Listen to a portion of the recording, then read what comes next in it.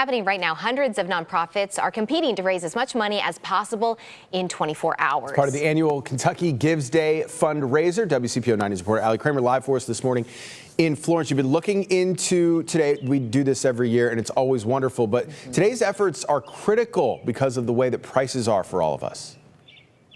Well, yeah, exactly right. We have less disposable income because prices are so high. So that means less money to donate. And Master Provisions here in Florence is feeling a little bit of that pinch. That's why today they're trying to raise $10,000. And those donations, if they hit that mark, will be enough to feed 20,000 meals. Now, if you're not familiar with Master Provisions, they actually rescue food that may be mispackaged, mislabeled, but otherwise just totally fine. And they save that from going to the landfill. They then distribute it to 220 organizations across the tri-state, places like food pantries, churches, schools, senior homes.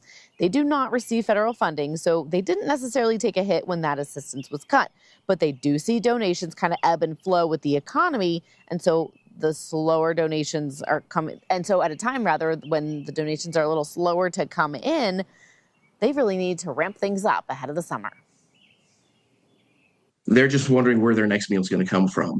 We hear stories all the time of kids that when they leave school, they don't know where their next meal is going to come from. And with summer coming up, you have the same thing with a lot of these kids don't know where their meals are going to be coming from over the summer. And so some of the organizations we work with actually are ones that provide meals to those kids during the summer.